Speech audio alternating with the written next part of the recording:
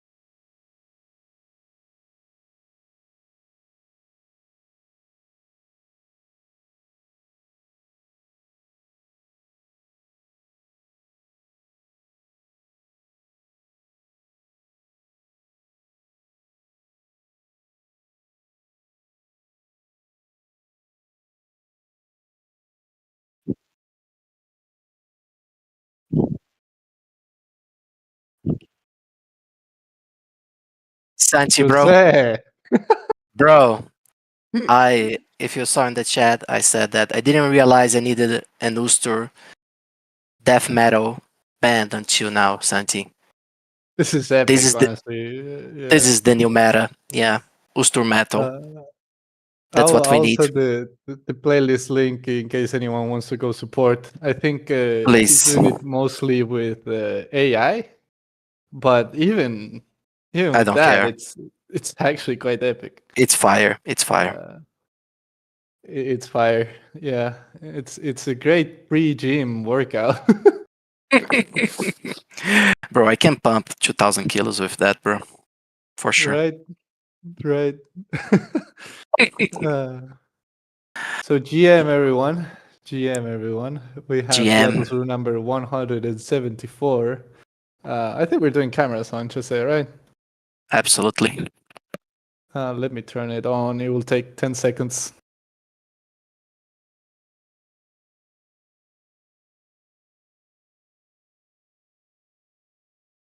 Santi, bro. Do you see my new mic? Jose. Oh, we are all white today. Nice. We're wearing white. I'm wearing a Super Phoenix t-shirt today. Epic t-shirt. Anomaly. Yes. Anomaly t-shirt. Yeah, Exco, we didn't tell you we were doing cameras on, actually. I'm sorry. We got you. But feel free to not turn it on whenever you come on stage. It's all right. But yeah, we have the Atlas Brew number 174, and we're talking Holosim today, which, by the way, Holosim is ending today, technically, the leaderboard.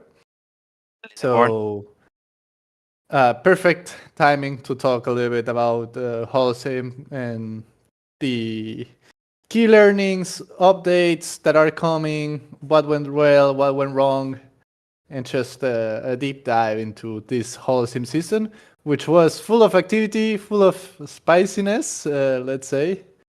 And Chaos. Yes. Yeah. And chaos. A lot of chaos, a lot of random things happening here and there. And everything, we're lucky, everything was running super smoothly on the infra side as well. Super smooth. Awesome experience. But yeah, I got a lot of XP points this chapter, personal XP points. Yeah. Achievements that I've never gotten in my career. I think you raised like 10 levels on Discord, John, just by engaging with community during this season. Yeah, I think so. Mm-hmm. Yeah. But yeah, let's give Xcode a proper welcome. If you've been playing Holosim, you probably encounter Xcode either in the chat, either tagging him for a complaint, or even in game.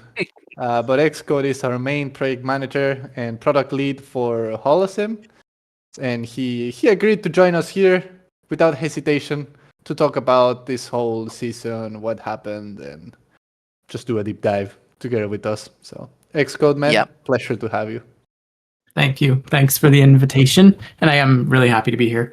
I want to get everything out and give you guys an idea of what's going to happen in chapter 2. So, yes, we'll dive into that. But yeah, Mandalorian is asking Holosim ends today. Yeah, the leaderboard. But then the storyline remains open for people that want to get the completionist award. So, yes. But as always, Jose, before that, we should do our classic round of noteworthy news. Yes. A bunch of things noteworthy happened. Actually, one happened yesterday that people probably want to talk about. But before we talk about that one, a little bit about the events. So tomorrow we have the Builder Hour.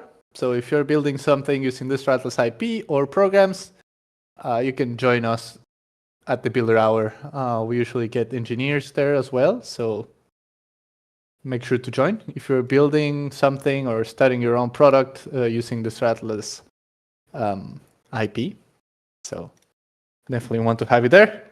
Then we also have 2 different brews in different languages tomorrow as well. We have the Café com Atlas in Portuguese and the Spanish brew in Spanish. In Portuguese. So you guys, if you speak Portuguese or Spanish, you can mark us interested there in the chat.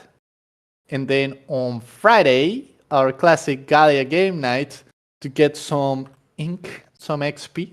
Try to kill me, Jose and Dom.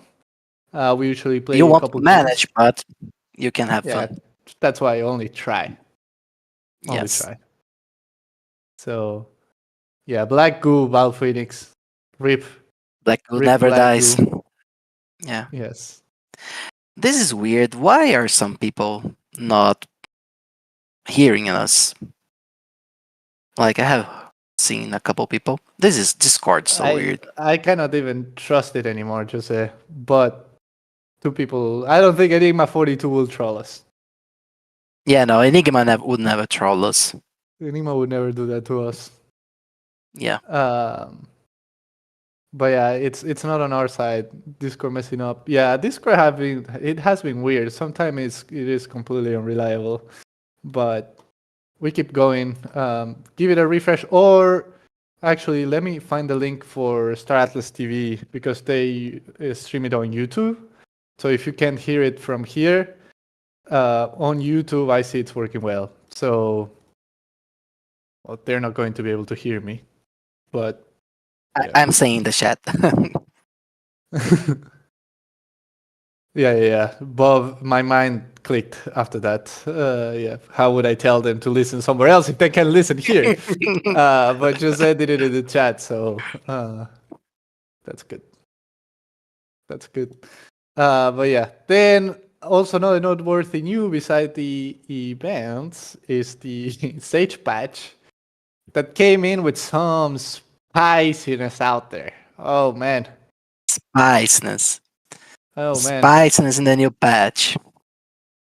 Yes. So basically, the Econ team changed some of the variables for Sage. We also reduced crafting fees from 7% to 5%. So a little relief there. Bringing back the Female Mamba X as well. You guys will be able to craft the Mamba X again. It's a little bit more expensive when it comes to resources, but we're bringing that back. And then some LP adjustments as well. Ink remains the same, but then there are upgrades to frameworks, SDUs, particle accelerators, radiation absorbers, electronics, electromagnets, field stabilizer, and power source. So you guys can find the full announcement here. And I know that some people didn't like it, some people did like it, but mixed feelings out there, Jose, I think. Mixed feelings and the spiciness going through the roof. What we are doing is we are collecting everyone's feedback. We are in constant talks with the Econ team. As you guys know, we are trying to reach a hard balance here between spending more resources on Sage while we are still developing the last stages of C4. So we are trying to, keep things moving without hurting too much of the development of C4. But rest assured that we are talking with the Econ team. We are collecting you guys' feedback. We are in talks with them, and this is an evolving situation, developing situation. We'll keep you guys posted on everything that's going on that front. And as always, we are always trying to work together with you guys to improve the StarAtlas experience. That's why we have brews about feedback. That's why we have brews about Holosim feedback. Yeah, that's what we always do here in StarAtlas. Yeah, some extra comments there that I've seen also that I want to address is, even if we hear the feedback, like we relay all the feedback that we get from the brews to the team directly, but that doesn't mean that things are going to absolutely change based on what you guys said or something like that. The team has to make the judgment and make the right call for the long term. So don't expect, even if we raise the feedback, don't expect changes to happen the next day. That's just unrealistic. Yeah, so, unrealistic. As you know, our team really listens to the community. They pay attention. So if they think that something is actually not working properly or needs changes, they are going to make the adjustments like they have always done throughout the history of StarAtlas. So wanted to be clear with that. With that said, I think we can hop on our big topic for today, our main topic, which is Holosim. And I know many of you have been playing it, and we made you guys rank the Holosim experience last week. But I think we should start with it again. Like, let's exclude the infra issues. Let's assume that the infrastructure was working properly. How would you rank Holosim on a scale from 1 to 10 in the chat? Assume that everything was working. No infra issues. The Holosim game design and experience. Did you enjoy it? Would you play more if it was working? Yes and yes, Bob says. 8 out of 10, 7 out of 10, 10 out of 10, 6. Some people say that they cannot even make that imagination call about the infra issues. But don't say it like that, guys. Come on. 10 out of 10 with no bugs. Nice. I see lots of ads. comments on outs. Yeah, we'll talk about that today. We have a lot to share today. Don't worry. Yeah. Okay. Well, it's overall very positive feedback for the game itself. It was just the infra issues really affected the experience. But John, I think this is a great topic to get started with you. But for like an overall takeaway from you from managing this this product, with all the good and bad things that happen, what's your key takeaway from this season in a nutshell? Key takeaway is that we had underestimated how many people would play, or that our infrastructure could handle the growth that we were going to see. We thought that we would have those performance issues under control, and we didn't. So a lot of the reason that we saw increased demand was better performing systems, higher player numbers, more consistent engagement. And in the open beta, we had spikes of that high engagement, and we did see that it struggled. But having this sustained record-breaking player numbers through the entire season meant that as we improved things, you guys kept breaking them. Like we would make an optimization and it would fix the game for a day, and then the player base would grow by another 100 daily active users. All these new fleets would continue to come online, and we'd be back up against those performance bottlenecks again. All in all, the season was a big success from the perspective of player numbers, and we saw a lot of new player acquisition. We saw really great battle pass conversion rates. We saw huge battles between Ani and Mud and Ooster and Mud, and we saw Mud get wiped off the map a million times. Right? We saw all kinds of really interesting scenarios playing out. The star-based combat was exactly what we had hoped it would be. There was lots of engagement with star-based combat. The infrastructure contracts and like the not infrastructure contracts, but like the territory control mechanic overall. The territory control mechanic was a really played out really well. Yeah, and the interface to show the faction warfare, like by redeeming contracts, that interface is now fleshed out, and we're gonna work toward hooking that up to achievements for holding star bases and things like that. It won't be this redeeming of contracts all the time. Mm-hmm. So yeah, not to get too far ahead of ourselves, we're going to cover what will be coming next, but I think we can start. I don't know, Jose, maybe you want to add something in general lines, and then we get on the key learnings topic. Yeah, there are many subtopics to Holosim. Overall, we learned a lot in this season. Like, this was and I'm not here talking about the metrics, they are important as well, but we learned like the limits of our current infrastructure, but especially we learned a lot about player behavior and game design.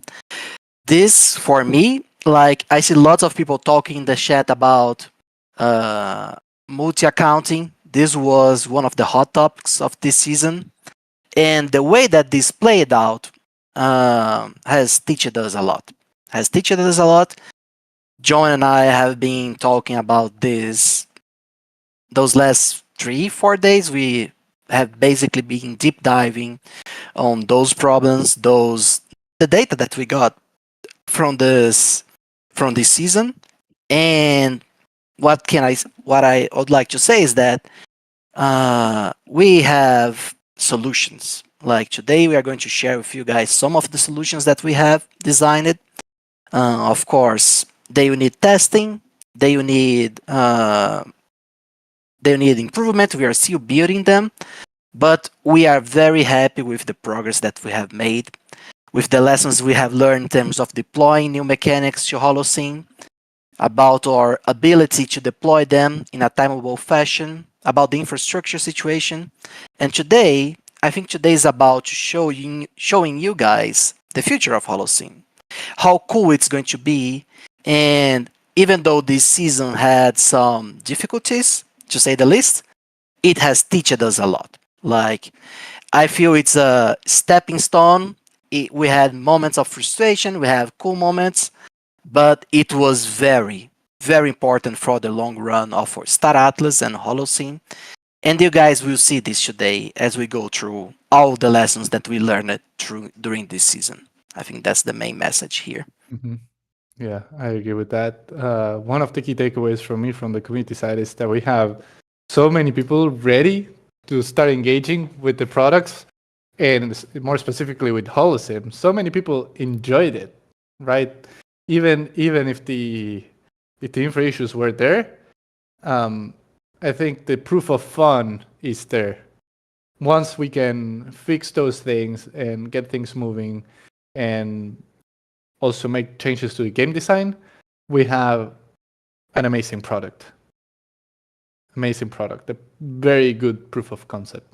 So with that said, I think we can get a little bit on specific learnings, John. And maybe we can get topic by topic on the different things and mechanics that we had for Holosim. We can start with star-based combat and territory control. And what we have learned from those things. Okay. So really quick, to the reason territory control and star-based combat was set and calibrated the way it was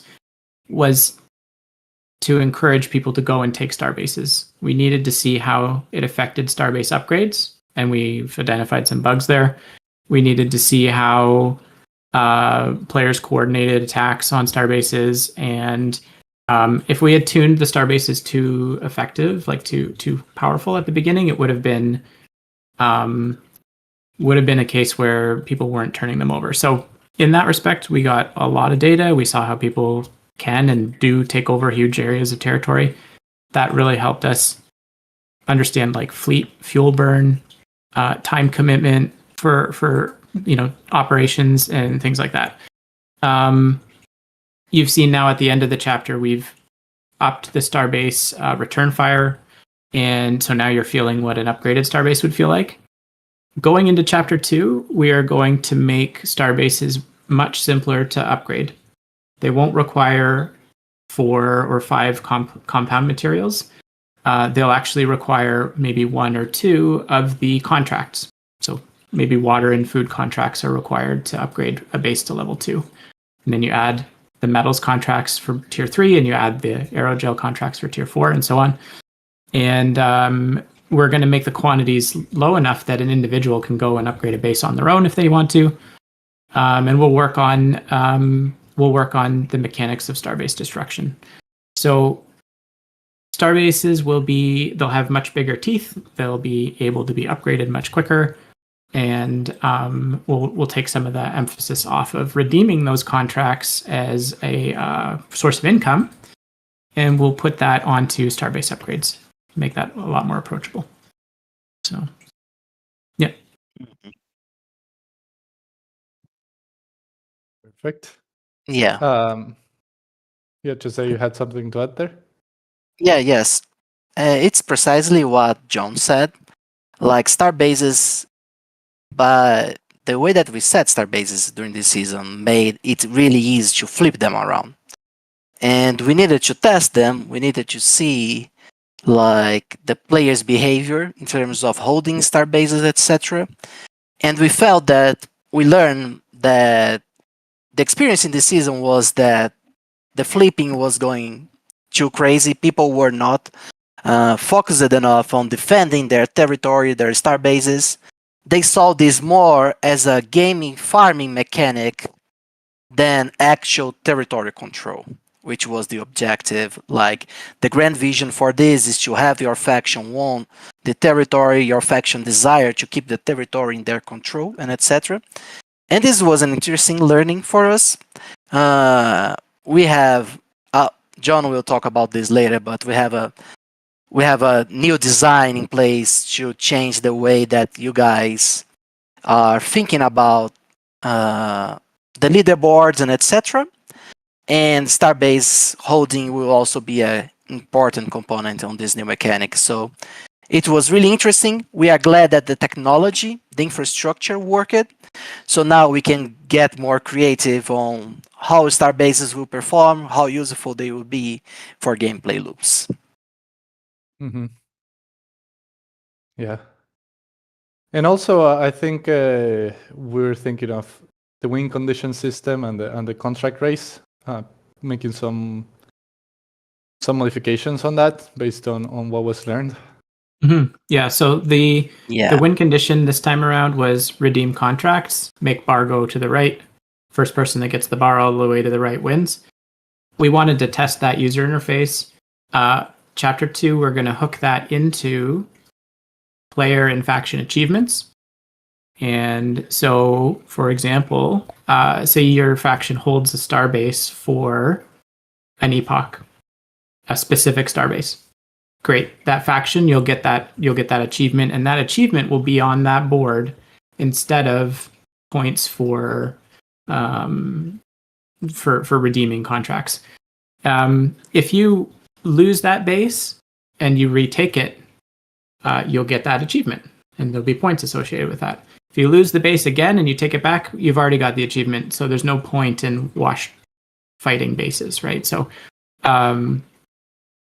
that's just one example of how that system will improve. And I won't go into too much detail there because we can piggyback on other stuff later. But not sure if you wanna.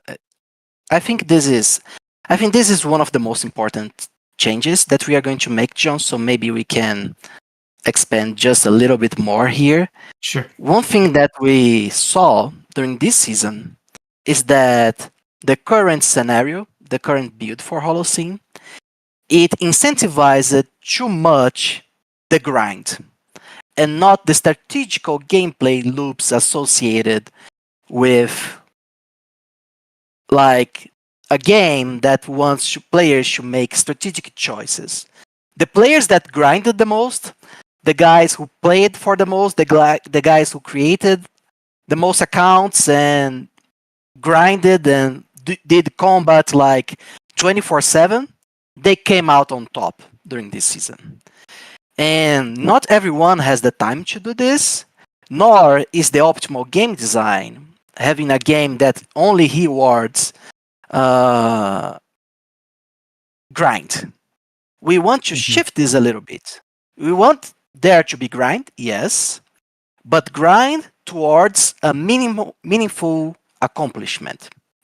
So this is the idea behind the new game design that we are creating for this new chapter on Holosim. What we are proposing now is you guys won't compete in the leaderboard by XP. We are going to remove all the caps. We are going to allow you guys to go crazy in farming XP if you want. But the thing that will distinguish you from other players is not completing all the quests, is not grinding the max cap of the daily XP threshold. What's going to move you forward in the leaderboard is acquiring achievements for you and for your faction. So, for example, as John was saying, let's imagine an individual player here. You get an achievement for your first combat. You get an achievement for 10 combats. You get an achievement when you kill your first enemy fleet. You get an achievement when you destroy 100 fleets. But if you pay attention, there are diminishing returns for this grind. If you want to get more achievements and collect more points, you need to discover or engage with the different activities in-game in a strategic mindset. So mindlessly farming, mindlessly killing players will grant you a few achievements on this area of expertise, but it won't get you to the tops of the leaderboards. No. We are designing like hundreds, if not thousands, of achievements for this next chapter of Holosim. And the interesting thing is that we are just going to reveal to you guys a portion of what those achievements are. I see people already asking this question, so I'm anticipating it. You know, like 100 base achievements, but we are going to hide and create many cool achievements that you will only be able to play, to acquire, if you try Holosim, if you play all the gameplay loops, if you do different actions, if you conquer certain objectives related to the expansion of your faction and collective gameplay efforts. I feel like this will make the game more interesting. This will allow you guys to explore different possibilities. This will allow you guys to share the achievements that you learn through your gameplay loops with your friends.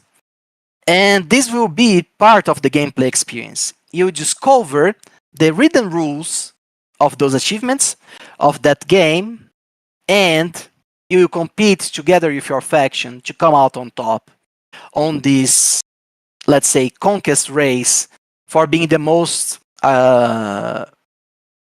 like the top faction in Gallia expense. This is the idea now. The rules and the achievements that you need to take, they are not given to you easily. Like, it's not just about the grind anymore. In fact, if you just grind, you're going to get behind in the leaderboard. We want to reward active gameplay. We want to reward strategic thinking. We want to reward players to be more mindful of their actions and resources in the game. So this, John, correct me if I'm wrong somewhere here, but I think this is the general logic for the leaderboard in this upcoming chapter. Mm-hmm. Yep, this is how I'm looking at it as well. Yeah. Nice. So for the faction, it's going to be holding key points in the map. As an individual, it's more achievements based. Mm-hmm. Yeah, and also I made an earlier example just to touch on how alt accounts work. And like alt accounts is one thing we can talk about. Sharing the gaming experience with your friends and your family looks a lot like alt accounting when you go and you just do pure analytics on it. We don't want to discourage gameplay, like cooperative gameplay. But think about this in this light for a second. If I were to create a second account and I wanted to do all my mining with that account, that's fine. I can do that because the mining achievements are restricted to that account, and all the points associated with that effort, they live there. There's no way to bridge those mining achievements to the main account, and that's where the points for the leaderboard are going to come from. So if I wanted to use a second account and I wanted to do all the mining, now all that mining experience lives on that one account. And even if I were to send the materials, not saying we are or aren't blocking material sending, but if I wanted to send the materials to my main and craft something with it, that main account would get the experience for crafting, and he would get the rewards.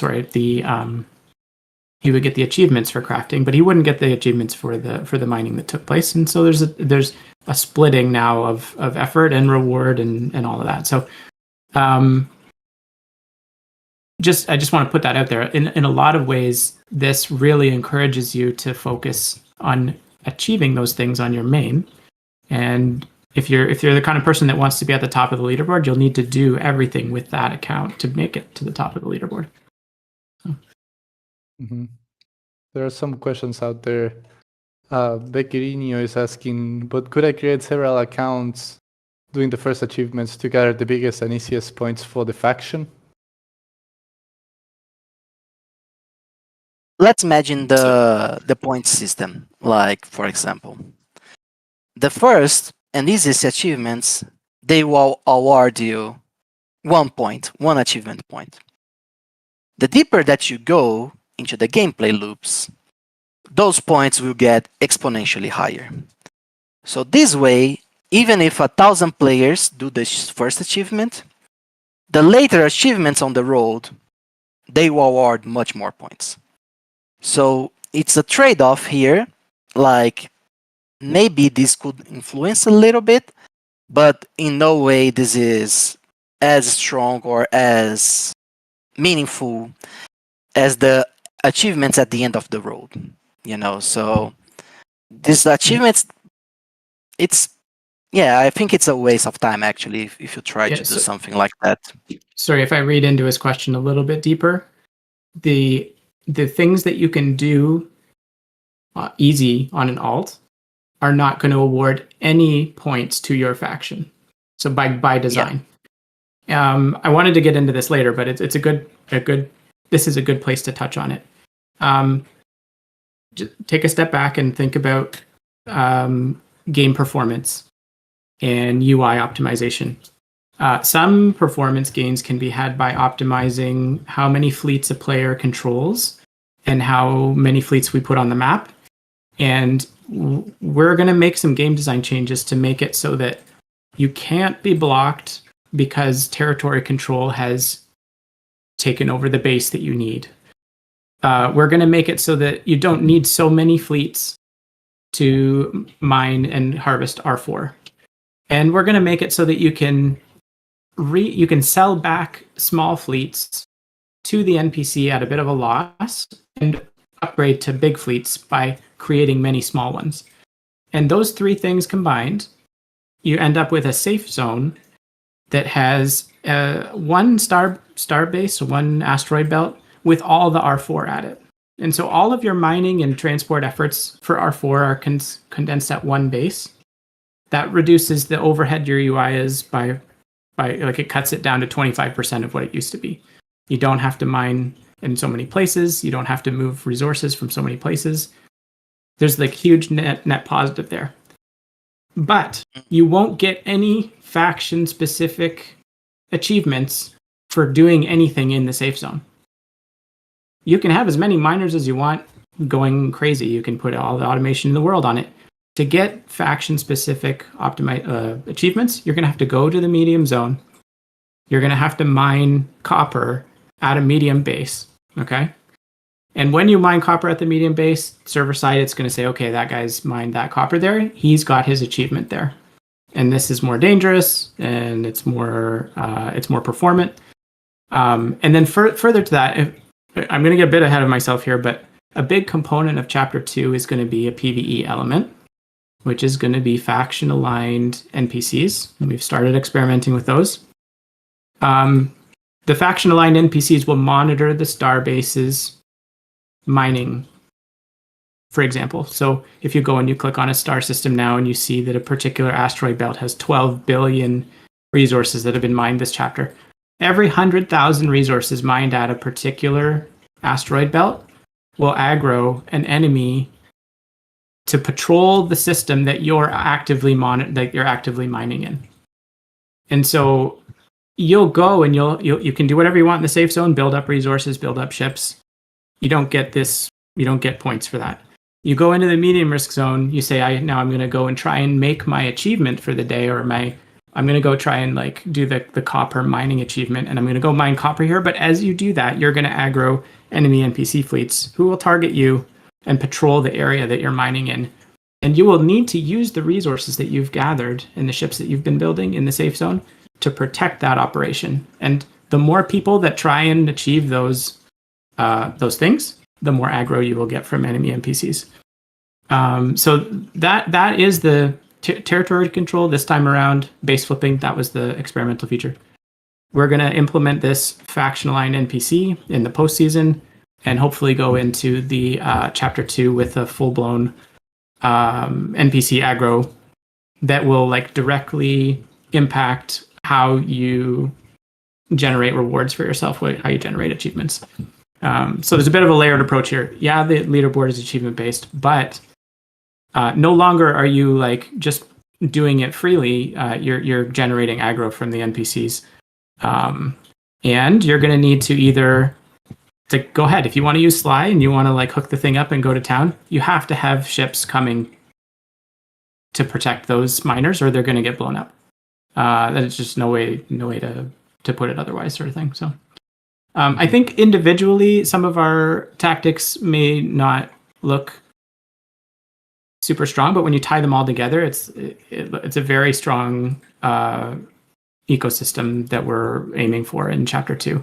And that all that, everything hinges on performance systems. So we recognize that, and we are working toward making those systems performant first, and then building the enemy NPC system on top of that. Yeah. And this is something really important here, guys, to share with you. Our number 0, 1, 2, and 3 priorities right now is to fix the infrastructure. John will talk a little bit more on those technical details and what happened during this season, the fixes that we have in place, the things that we are doing to improve the experience. But this is like something that you can assume that moving forward, we'll fix at least the basic infrastructure of the game. We are exploring different ways of doing this, how we can do this on the easiest ways to do this. There is no clearly easy low-hanging fruit, but there is a lot of things that we are doing, lots of initiatives that are coming together. They are progressing well. And before any other season starts, this is something that internally we have discussed to exhaustion. We need to fix infrastructure. So this goes without saying. Like, we acknowledge the problems that we had during this season, and they will be addressed. That's a must.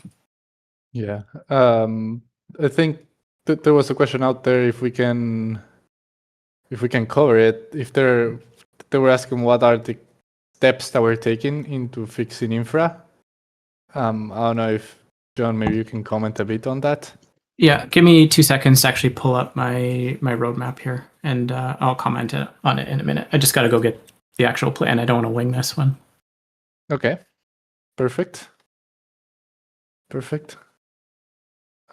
There's some questions out there in the chat, Jose, I think. Yeah, we have many questions. Holosim brews are always like this. People are super engaged, and we love it. Rest assured, guys, that we are going to cover them.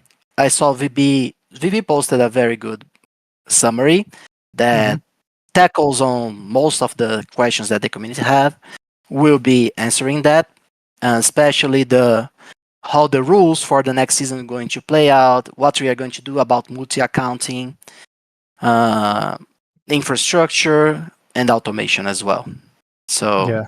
I think while John finds the roadmap thing, we can talk a bit about the rules and all that. We have definitely decided internally to go into the next season with clear written guidelines and rules. That's 100%. Yes, this is the must-have. The first thing that you guys will see the next time you log in to play in the next chapter will be these policy rules. We are exploring many different rules paths, especially to deal with multi-accounting, etc. One thing that we are discussing, and internally, John and I are particularly thinking about this initiative, is that you can't take resources out of the game. If you do that, we are exploring freezing your account, because we are assuming that you are doing that to pile up in your main account to give you an unfair advantage of being simultaneously farming different accounts and pulling resources to one. If you want to move resources, you move resources through the marketplace in the game. You use the local markets, use the systems that are built in game to move resources around. What you can't do is get them to your wallet and then sending it to your other account, bypassing the game rules. Yes, so we are not going to allow this. There will be we are discussing not allowing this. I feel this helps a lot with the piling up of resources and etc. And any other scenarios that we see, people pulling resources without using, let's say, legitimate gameplay mechanics will be addressed as well. We are still debating internally the different systems that were used to do multi-accounting, and we are surely going to explore each one of them. And whenever we see situations like those, we will create rules that will last for the season, and if they are breached, we'll freeze the accounts that do this kind of thing. Okay, I'm good here. I'm ready. I'm gonna jump into and just say, this will be, these kinds of policies will be in lieu of game features that don't rely on that kind of policy. So, for example, as the game becomes more of an MMO, and because like players have better tools for interacting with each other in game, will definitely, and the game design is better, and the reward systems are better and more dynamic.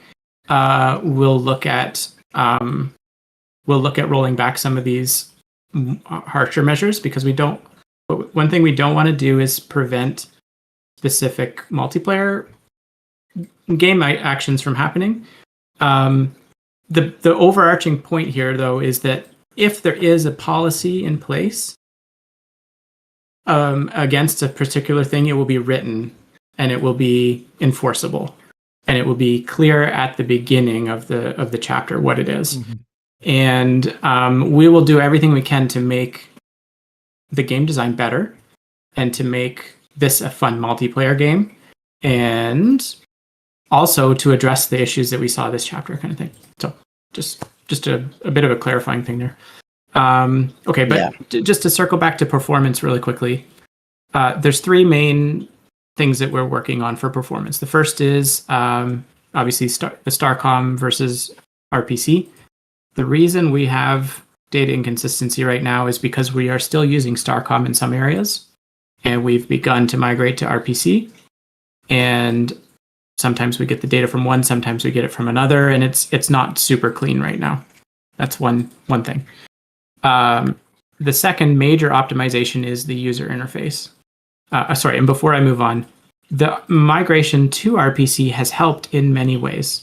Like, our data is more reliable than it was last season in specific situations. The game is actually much faster than it was last season. We just have way more players and way more fleets on the map. If you remember, in the open beta, we had permanent destruction for the first 6 weeks of play. Mm-hmm. There were way less fleets on the map. We didn't even get to the point where we have this 10,000 fleets that we have now until almost the very end of the chapter, and that's when things started to roll off the rails. So from a fleets on the map perspective, we grew very quickly this chapter, way quicker than we did in the open beta. We never saw anything close to this in the SAC server testing that we did. So RPC.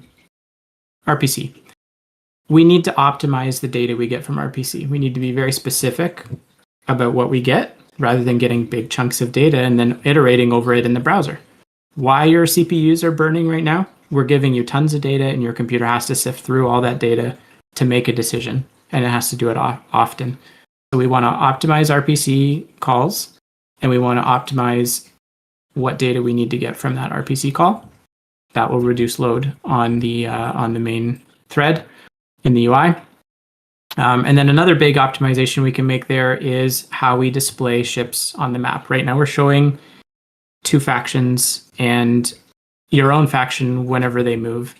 We want to get that to a point where we're only showing you what's relevant. If we can take 80% of those ships off the map because they're not relevant to you right now, that will improve your game speed significantly. So that is another optimization route we have.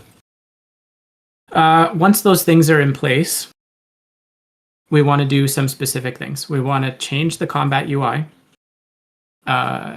Even when the combat system is working flawlessly, you still have a full screen that covers what's happening around you. We have a completely different combat UI designed, and we need to bring in a front-end guy to build it, and that's on the roadmap. we want to optimize the route manager, and I see comments, and I do want to address them. Why don't we include Sly? Why don't we look at Atom? Why don't we? All of these things are options. Sly works great. We had an outage on the weekend for 2 days there, and while our user interface was down, all the ships that were using Sly were working just fine. It was great. It was like very eye opener for me. It was like, okay, this is like clearly an issue with our Starcom infrastructure and not with the RPC and not with the blockchain and all that. We maintained 35 TPS through a broken block, like a broken front end through Starcom. So integrating Sly with our thing or integrating Atom, like there's a lot of overhead with taking another team's code base and having them come on board with us and work side by side with us. Holosim is super small, super fast moving. The route manager was never meant to be this big complex thing. And when it works really, really well. When it works very well. It keeps their ships mining, it keeps your transport routes working. And all through the open beta, I was able to keep in the top 50 just with the route manager. I don't think I played two degen in the open beta, and I was keeping in top 50 when it was working and when the load was lower on the system, sort of thing. I had a hard time keeping in the top 400 this time. So I totally get it. The overhead of integrating a third-party system is too high for the speed that we're moving right now. It's definitely on my radar. If we can get these optimizations in, the route manager will work again. And we'll put more time into optimizing it. We will add things like warp. We will add things like crafting. And we will add things that are also identified as like really low effort, high return sort of stuff. So, and then two other pieces. No, just one other piece. We're going to do specific server-side monitoring of certain quest progress. And all that to say, like, the quest system wasn't tuned well this season, and we know how to tune it better. We're not going to tie quest progress to things that are flaky. We're not going to tie them to things that are grindy. The quest system is there to teach new players how to play the game, to learn the story of Holosim, and to to enjoy the content that Jose's created and that Sage presents through her, AI-ness, right? So there will be a much lower barrier to entry to completing quests and moving people through ship progression, and you'll be able to buy and sell things in the marketplace sooner if you're not the right level, that kind of stuff. So a lot there's a lot there in the optimization realm, but we learned a ton about optimization this chapter. There's no other way to put it. Like hard knocks, lots of really key learnings from what makes this fun and what makes this a grind. And we don't want it to be a grind. We want it to be fun. Mm-hmm. Yeah. Exactly. And man, there's so much to talk about here. Another thing, John, not sure if we can share with them, on the multi-accounting side of things, we are also working with the idea of one of the biggest problems and things that moved people towards multi-accounting was crew. Crew was something that we really needed to rework for this upcoming chapter. And we have been thinking about this. One of the mechanics that we are thinking about experimenting with is setting up wages for your crew members. So this will make you have to work hard to keep those crew members working. And this will make the players who simply set out accounts to use crew members to be meaningless. And we also thinking about ways where if you have the value, you can add crew to your fleets without having to resort to multi-accounting. For example, having a way to buy crew members or certain achievements that will be harder to get but will award crew members this is one of the mechanics that we really want to explore. And moving forward, as Lerino is saying, crew and permits are things that we are revisiting right now. And we are also exploring the idea of introducing permadeath on fleets. This is also something that we are working with right now. We are going to make a lot of game design changes on resources available in the safe zone and etc. And Santi, I think we need another brew, honestly, because I don't think we covered even half of what we had to say. Right, John? We covered a lot, but yeah. Actually, I have one more thing to cover. Okay. Just an update that we did today. You can go in the interface.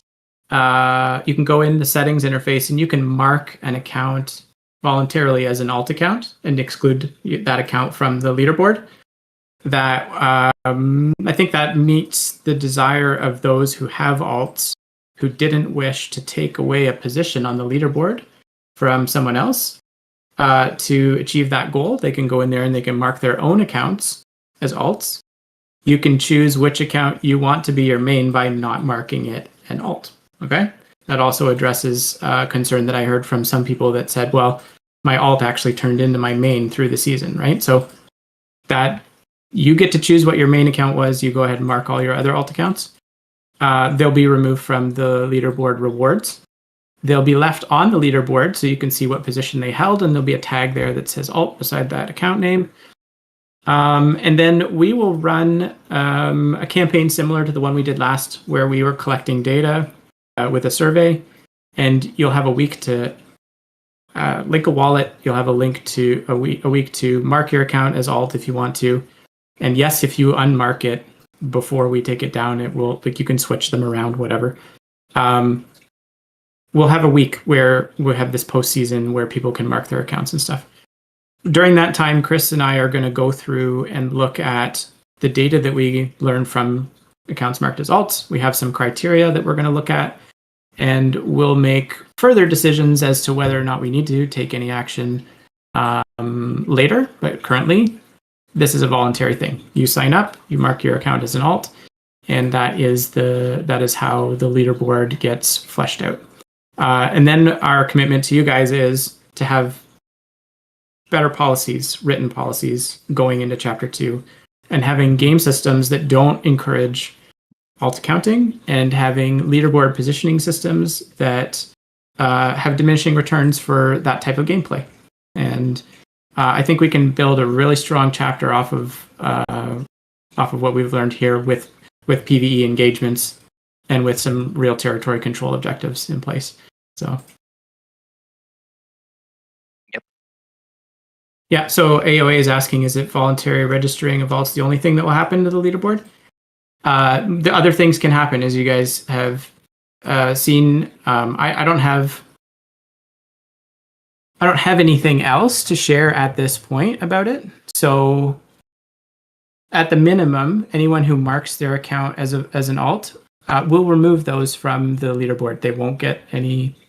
That alt account won't get any prizes on the board, and other people who are below them will be moved up in a spot. That's the only thing I can really commit to right now.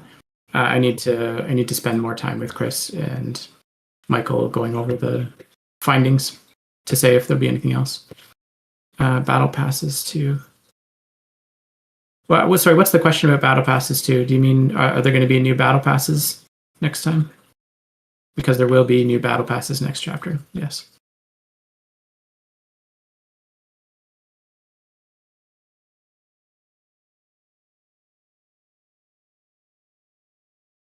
Cool. What's the question there, John? I guess if we wipe battle passes, I think that's what they were saying. Oh, if we wipe battle passes. So the battle pass is going to work. It's going to be in effect until the end of Chapter 1. And when Chapter 2 rolls out, it'll either be a new battle pass or it'll be the Zinc subscription service.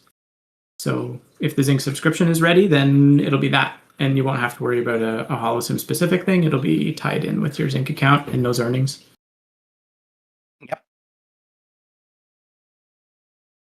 Yep.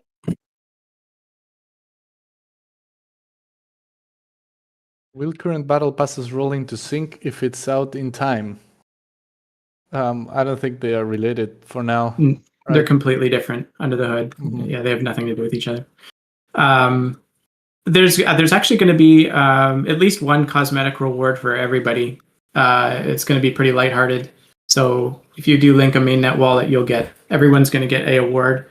Ani is obviously going to get the faction award for getting to 10 million first, and but yeah, everybody's going to get something. We have a really cool. It's a cosmetic, but I don't want to spoil it. I can't say anything. Yeah, I can't say anything else without spoiling it. So, yeah. Okay.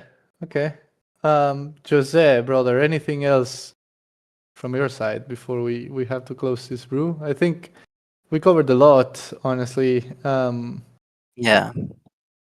I have a lot to talk about still on Holosim, but we can leave this to the next Holosim specific brew. Yep. Yeah. I think Lerinor has a quick question request. Type fast, Lerinor.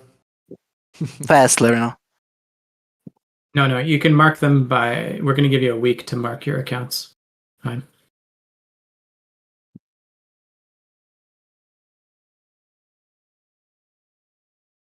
She'd say, please don't leave system that can alter leaderboard so bad.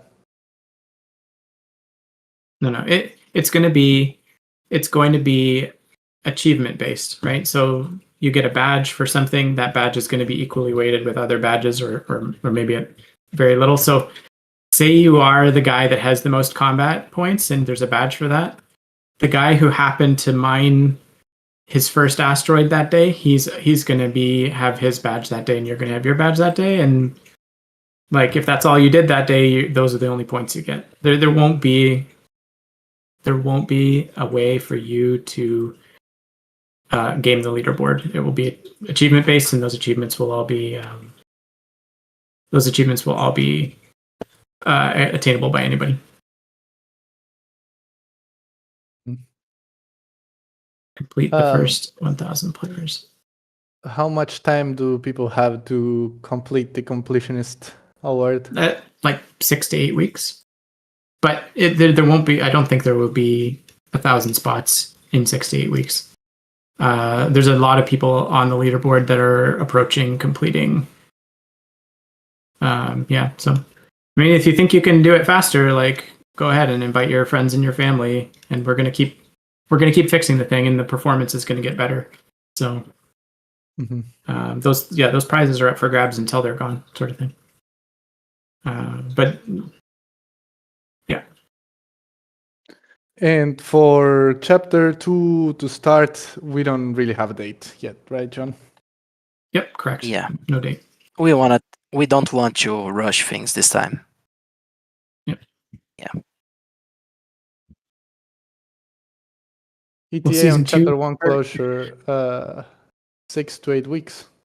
Right? I mean, it could be, but we're not setting a new season start date right now. We're not going to set a new season start date until the thing is running smooth.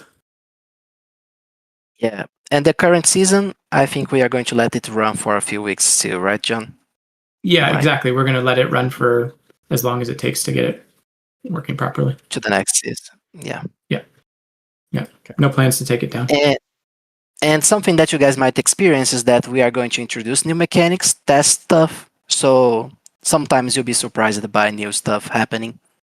So it's worth keeping an eye on. Yeah.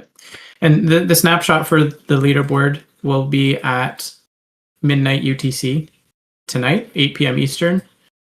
And what you see on that board will change as people register alt accounts. And if we take action on any accounts, the leaderboard will change. But we're going to leave it there so you can see what it was at the time.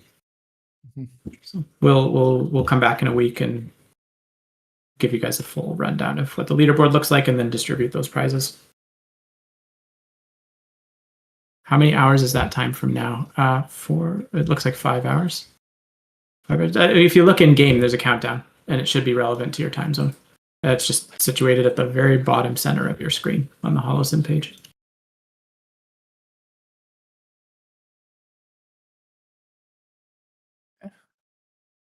Perfect. I think we covered everything. Anything, John, from you before we close here? Nope. Just really happy to go through all this with you guys. I know that it was a difficult season, but I'm really encouraged by your guys' honest feedback, and just keep it coming, and we'll keep fixing it. You'll keep it working, guys. Nice. Yes. Okay, well, Dahlia's in the chat for Xcode and Jose. They're working hard on Holosim, and we're getting things fixed for the next season. You can tell that these guys really listen to feedback and even make changes in real time. So thanks everyone for joining. John, as always, a pleasure to have you. We'll definitely need a part 2 as we get closer to the next chapter. So yes, looking you will forward be to it. invited again. Thanks, Hunty. Awesome. Thank you, guys. Have a nice week. And See before you we guys. go, Build their hours tomorrow. before we go, everybody wish Tuesday a happy birthday. He's spending his birthday Thank you, bro. with us here talking about Holosim at the brew. So let's all wish our penguin here a happy birthday. The legend Thank you, himself. guys. I really appreciate it. It's a pleasure and a privilege to be here with you all. Another year, growing old. At least I'm doing what I love. So, Yes, yep. sir. It is our pleasure, Jose, to spend time with you, man. Happy birthday, brother. Thank you, bro. Thank you, bro. Yeah. All right. Thanks, everyone. We'll see you tomorrow at the Builder Hour and Friday at the Gala Game Night. Bye, guys. See you tomorrow. Bye-bye.